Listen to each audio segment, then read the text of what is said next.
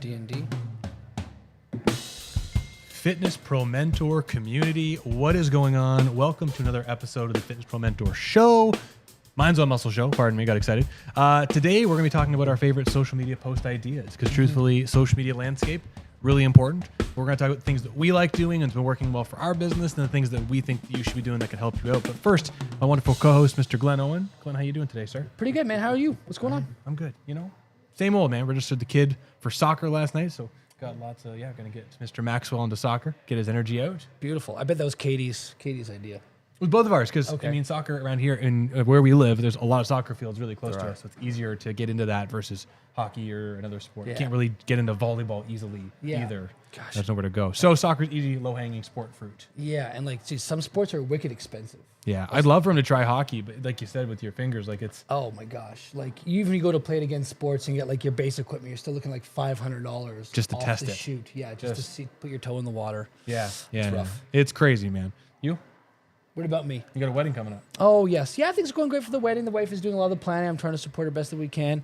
Thankfully, we have a lot of like help from family and friends, so it's going great. Yeah, I can't complain. I love it. I love it. Hey, everybody, listen. Social media posts. If you've been around for a little while, as you know, as a personal trainer and through the Fitness Pro Mentor community, we've talked a lot about social media, sales copy, and a variety of different topics as it relates to social media presence. 2023, the Facebook, Instagram landscape to get attention, it is a lot harder to get attention.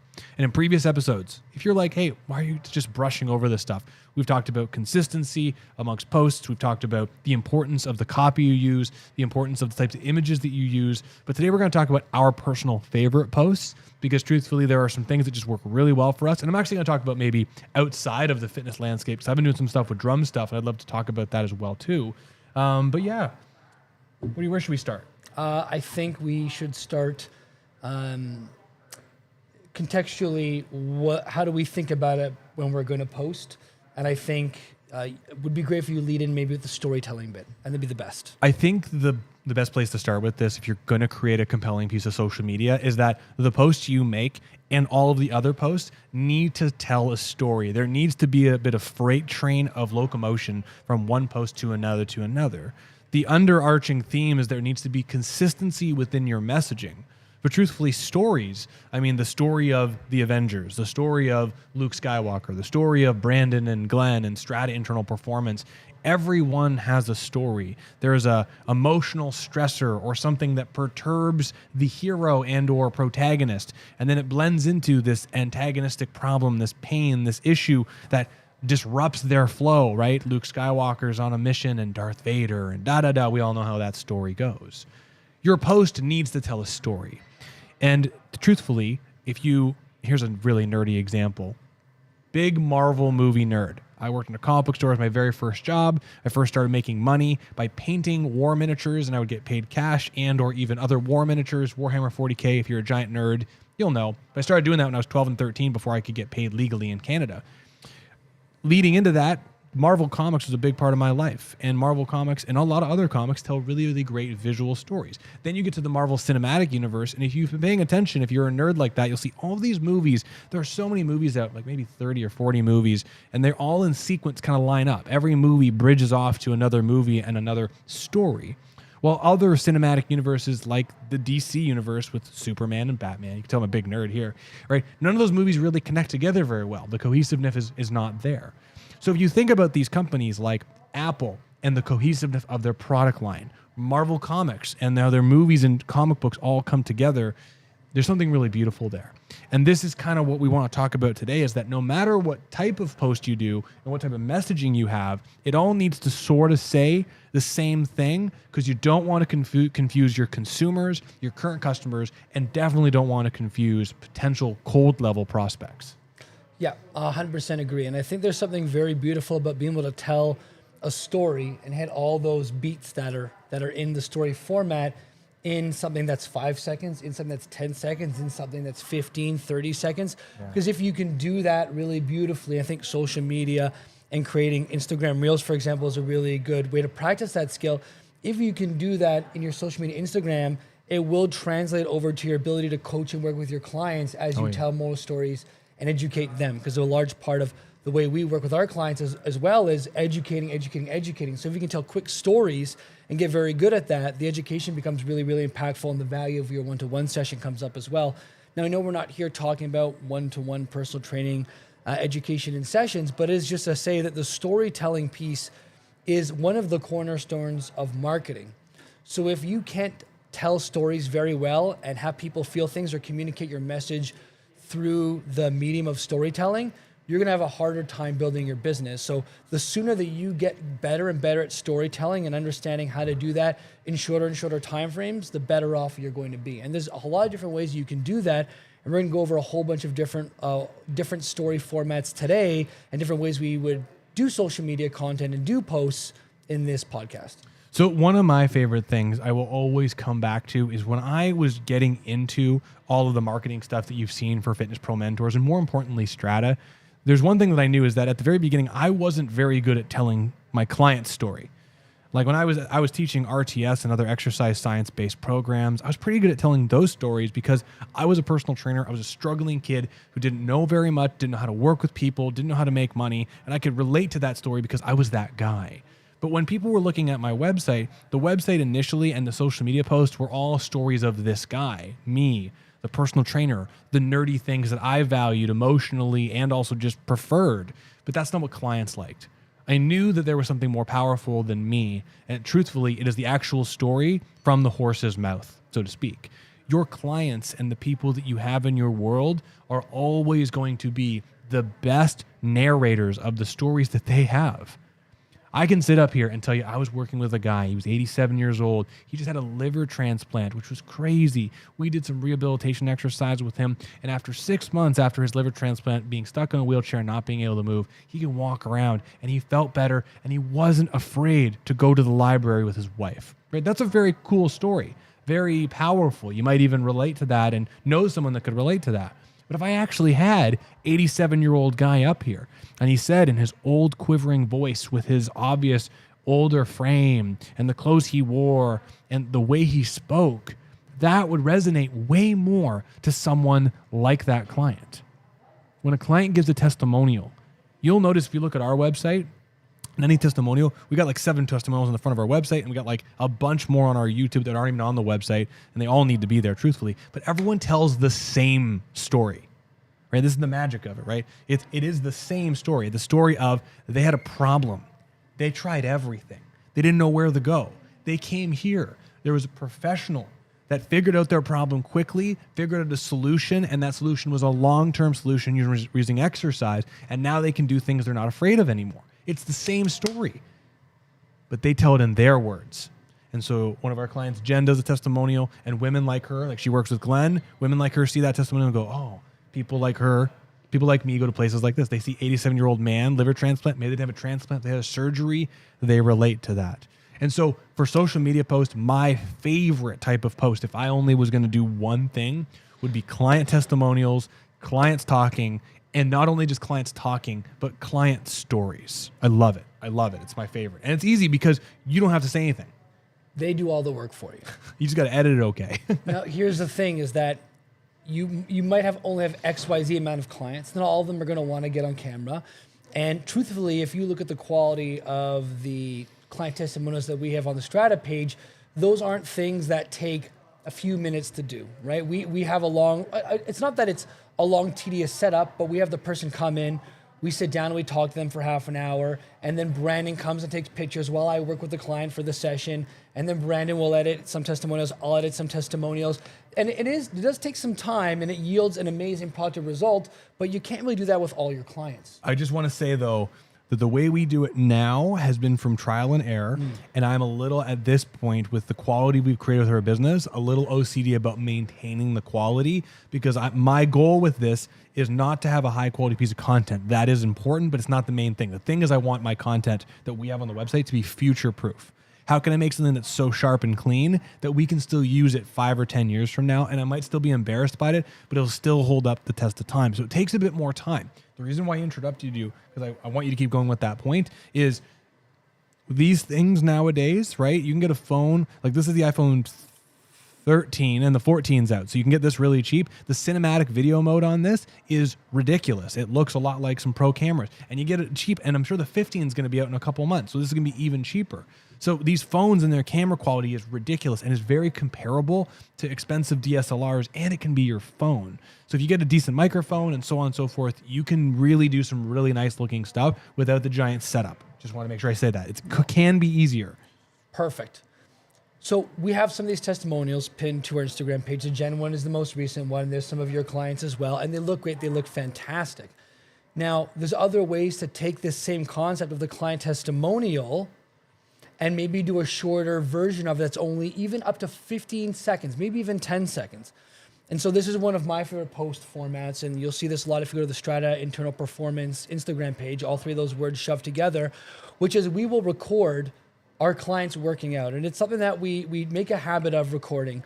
I will take videos of my clients like session 1, session 5, session 15, session 20, and we've got them doing a variety of different things on camera.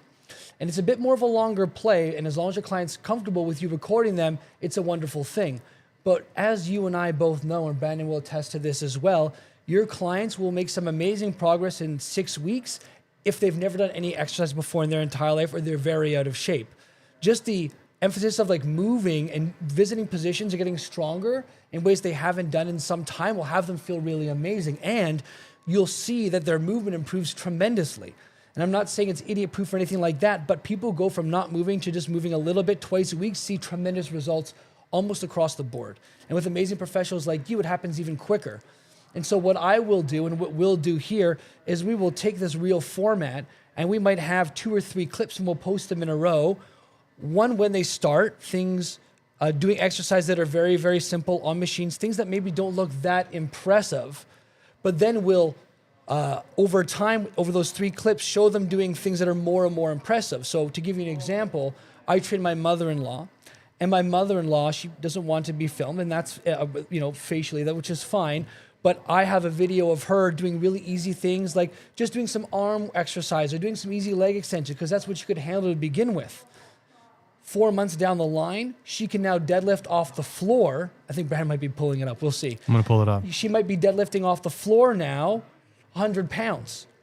And so for people who have had back pain and discomfort, which is what she came in for, to go from only being able to do leg extensions and leg curls to now feeling comfortable pulling stuff off the floor, that is a pretty impressive story in and of itself. So clip 1, I think the one you might pull up might be her doing an arm movement. And clip 2 will actually then be her deadlifting, pulling stuff off the floor. And clip 1 is, I think the context with it is, do the things that are really easy that, I forget, Brandon will pull it up. It's hard, I want to give the exact specifics, but the story is that we're showing people when you start, you might not be able to do much, and you might have some pain and discomfort, but over time, if you put the effort in, you can do some impressive things. So this was great. Back and neck pain to moving and exercising pain-free, doing more and more complicated exercises, right?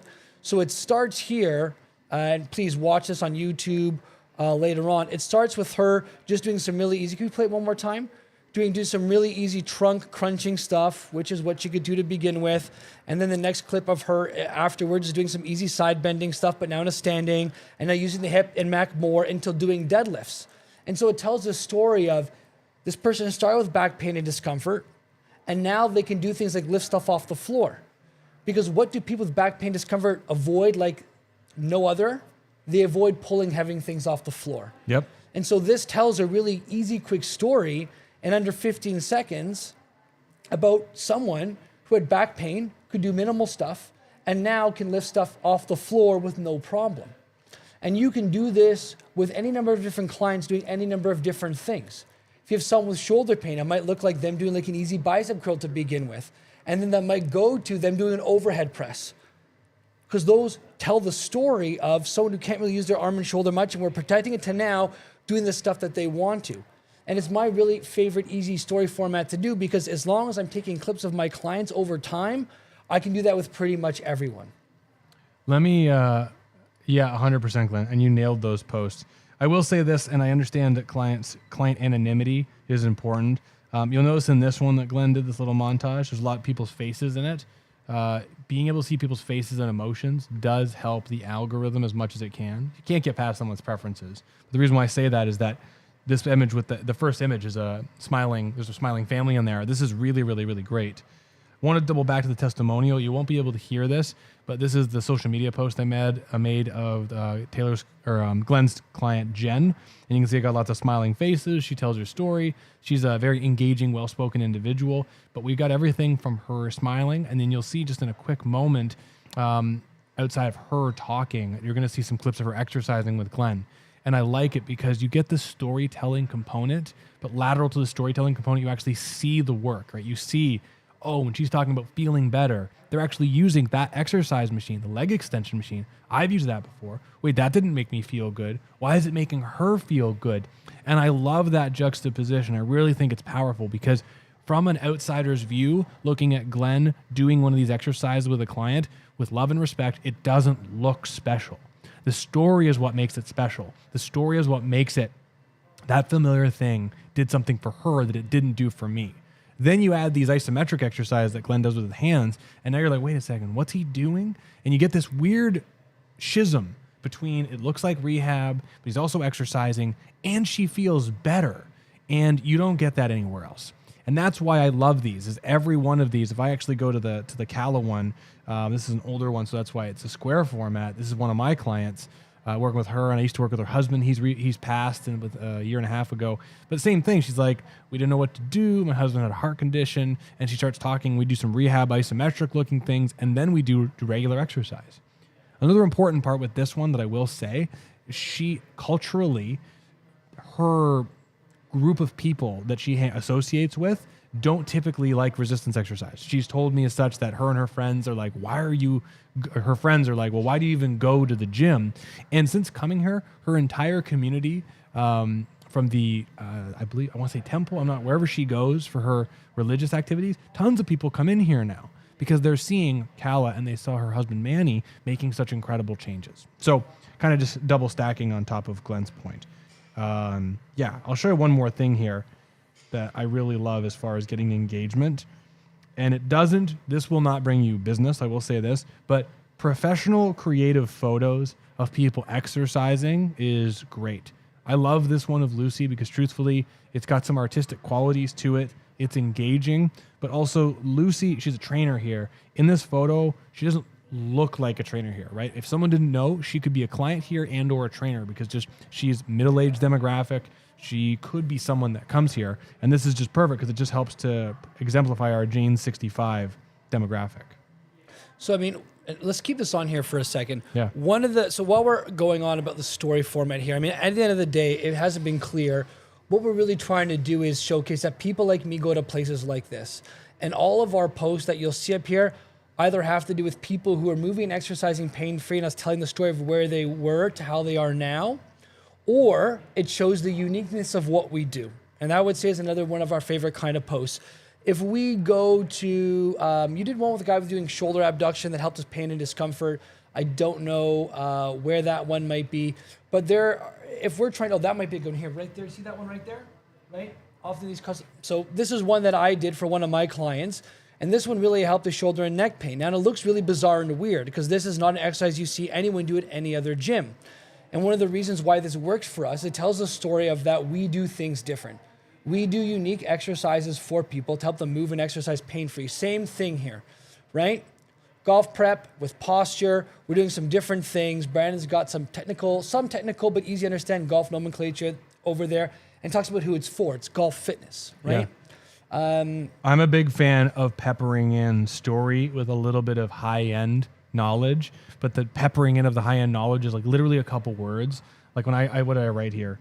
Shorten position, lengthen position. Like as much as those are probably very simple words for anyone that's listening to this, for anyone that's not a science nerd, they'll see this and go shorten position, lengthen position. Well, those look almost the same to me, but why is he doing two different exercises? And it starts to open up the conversation. Yeah. Nerds like you and I and Glenn, we will see the purpose of doing these back-to-back exercises, right? It makes sense, but it looks totally brand new and different for clients who are learning how to golf. Yeah. And I think the trick is with that kind of stuff, just a small little thing is you don't want to give people, if what Brandon's talking about is like, there's a very small knowledge gap between what Brandon is showing there and perhaps what the person might understand about exercise. And if it's just small enough of a gap that gets people more curious, they'll take the step to venture forward and move into watching more posts or looking at our website or doing more research, which is what we want.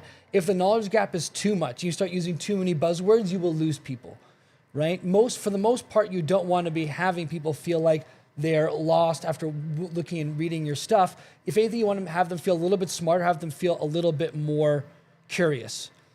Now, I like this one here. Actually, Brandon, you brought it up. I'll let you. I got two different types of post types I want to talk about quick because this is easy, and both of these are, I would say, run and gun posts. This one got 222 likes, and it was on our 7th anniversary. And I was working out, and Glenn, Chris, and Eric were all working, and you can see all I did was I videoed Chris, and I tried to do 2 shots. I did 2 shots of Chris doing the same exercise or same looking exercise with a client. So you kind of get the dynamics of the gym of him working with someone. Then I got 2 of the same thing with Glenn with a client doing the same exercise. It kind of tells a small story. You can see kind of the setup. And then I did something similar where I creeped Eric from across the room. And you just get a sense that there's things happening in here. And there's lots of different things, right? One is a more rehabby exercise, much more controlled. But it gets a little branding in there and it's fun. And if you look, all these people are roughly the same age and demographic. They're all people who are over the age of 50. They all clearly want to get stronger and feel better. And we're all doing different stuff with them. And a lot of these are exercises that you won't see at any other gyms. I know the LA Fitness around us doesn't have that dorsiflexion machine.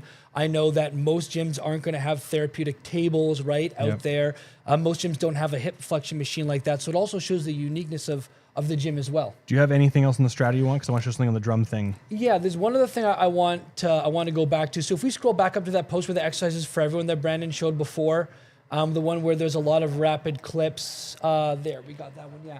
So one of the best things that I can suggest to you is if you're scrolling through Instagram and you see posts that you like the format and the way it's done, oftentimes what you'll notice is that you can actually click something that says template, use this as a template. And what it'll do is if that post and that editing was done inside of Instagram using the Reels function, you can actually then just go and insert your own clips into that reel, and it takes a lot of the editing out for you. So all I did with that post, because I have a plethora of images of my clients exercising training on my phone, is I essentially took that same audio, the same edits that this person had, I really just clicked, I said I want to add these 10 photos in here, and then I clicked post. So that took me maybe 2 minutes to do all in all because I borrowed a template that was already on there. And so if you already know this post that you like and you think it'd work well for your business and you can make it work and tell a story, then you go for it. All I did was I took a whole bunch of different people who exercise in our gym and put exercises for everyone so that people know that this is a place where everyone feels comfortable exercising, not just what traditional gyms look like, which is a lot of like lean, jacked, toned people, and not really too many other people that get showcased. I want to take a quick sidestep just to showcase. So anyone that knows I'm a super nerdy, passionate drummer, and I don't need to exemplify this at all per se, but I've grown my Instagram page for my drum account by 400 followers since the end of last summer, and I'm literally just messing around with things. I am only doing 3 different types of posts, and one of which is owned for my own review. I'm doing clips of me drumming, which is obvious because it's a drum, like my drum-centric account. It's kind of my practice log. What I've been really doing, though, which has been growing the most followership, is because I am focused on talking about fitness for drummers, and I have no product here. I literally just do this just for fun. While I'm working out, I might get a creative idea of, oh, that would be a cool exercise to help with drum hand technique. And I'll go on the floor and I'll do a video like this, literally grab a plate and I talk about doing something, and then I come upstairs when I'm having my protein shake and I narrate it. The reason why I'm showing this is not because of what the content is. I'm trying to showcase how absolutely easy it is. It took me a couple seconds to film this video. I come up here and narrate it, and this one got 70 likes, and I got a bunch of followers from it. Right? Several of these have been way more infectious, where I came upstairs like, oh, I have an idea, and I talk about using a measuring tape. The reason why I show this is because you don't need to follow this drum account. It's not even important. But those 2 posts of consistent drumming that look the same and consistent messaging of, hey, you can use these exercises to improve your drumming, these fitness things, they're a different angle. My account's grown by 10% from there, which is super cool. Really, really interesting and very fun because I'm Not even trying. The third type of post I did say, which we can talk about more, which actually I think we can talk about that another time, is collaborative posts, where I'm interviewed on a podcast or something and then I post some stuff on that. That's been very helpful. In any event, don't worry about the drum thing. What I'm trying to show is it's very easy to make cool story-based content. Have an exercise, film yourself doing it. Go upstairs or go somewhere private where the sound's going to be okay, and then narrate it. Hey, everybody, here's an incredible exercise if you've ever struggled with back pain. I struggled with back pain, and it sucked. But the stretches I tried didn't work. Here's an exercise I did. It's called the reverse deadlift. Takes you 25 seconds. You're done. You package it out there, and it goes with all your client stories. Consistency for the win. I got nothing else I really want to add. I think the biggest thing for me, I guess the one last thing I'll add in here is, for context, we use our Instagram and our social media largely as a CV or a resume of the people that we work with and what we do. Our goal for our social media is not to grow it to tens of thousands of followers, because we're not expecting to pull a lot of our leads and generate a lot of new business by people who see our Instagram posts who are halfway across the world. That's not why we do that. We use our Instagram as a way to showcase to people who've heard about us and go to search us on the website what it is that we do and the kind of people that we help and how amazing the results are. So know that if your goal is to grow your one-to-one personal training in-person business, my opinion, it's fine if you disagree, the goal should be to showcase to people the amazing work that you do and have lots of social proof that shows the uniqueness and the value of what you do and the amazing progress that your clients get by working with you. It should not be to get thousands of millions of followers. What I will say is, using your insights, it will tell you if you're making content that is landing with people. I'm not expecting all of our content to get thousands and thousands of views, but I know that when we make videos, they get 17,000 shares, likes, or interactions. I know that this piece of content is working somehow. So I'm gonna go back and examine what about this piece of content worked and how can I replicate that success in future posts.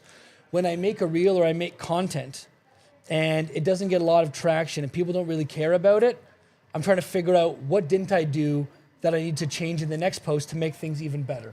That would be how I use the numbers and the insights in this case. That'd be the last piece of advice I'd want to leave people with. And I got one more thing. What's your pick of the week, Glenn? Oh, dang it. Dang it.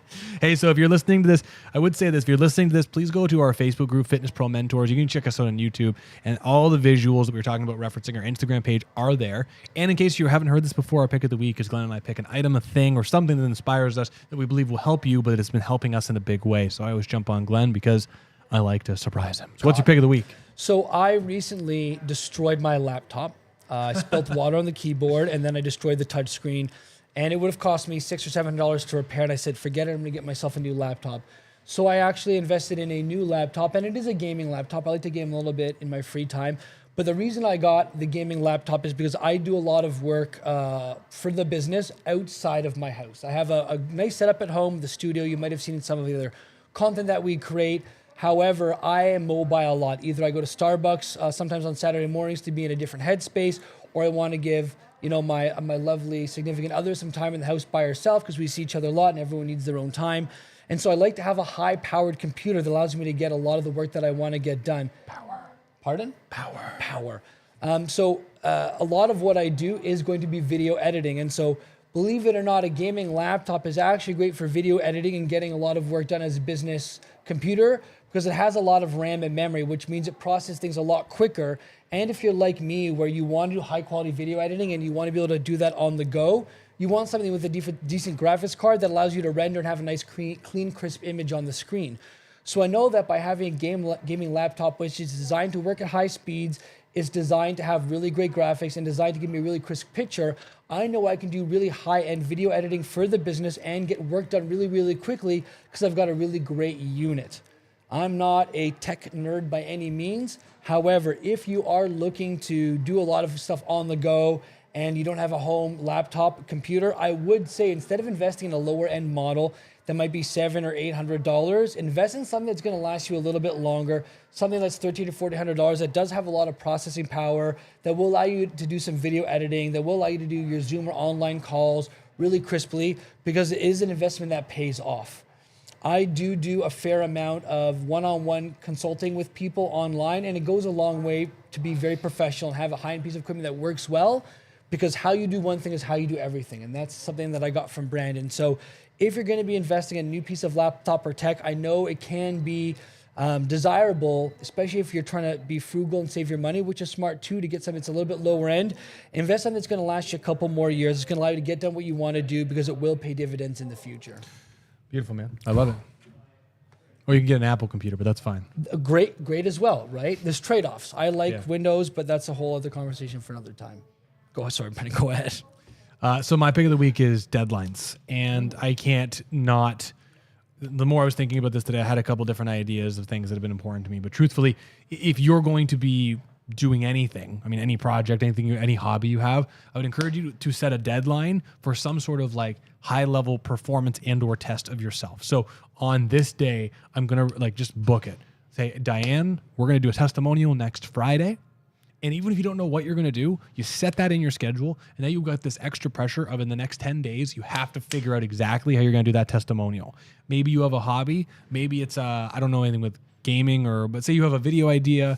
I was trying to think of a gaming deadline. Like what can I do? Yeah, it doesn't really exist. You're going to be level 100 by next Friday, right? It could, yeah. But I think about this with arts, it's easy for drumming to like say, okay, I'm going to do a drum solo in this specific jazz setting by next Friday. I'm going to do a presentation on post-activation potentiation next Saturday. These deadlines, whatever they are, whatever you're working towards, whatever you're working on right now, set a deadline so you push yourself to assess yourself, and try and do it in a way that there's some accountability, where you tell your partner, your spouse, a friend, hey, Glenn, I'm going to do this thing next Friday. Make sure I do it, so that you're held accountable. Because truthfully, if you have a deadline or a test, you will do more things towards it. The real thing, I think the real magic is how can you strategically and magically create a deadline that pushes you outside of your comfort zone. The more you're going to be pushed out of your comfort zone, the faster and further you're going to go.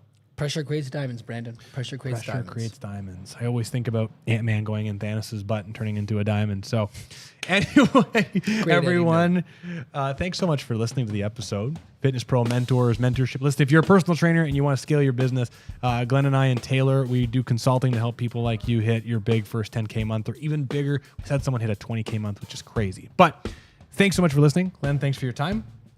And everyone who's listening to this, we'll see you real soon. Oh, was that a Reels joke? Was that a Reels?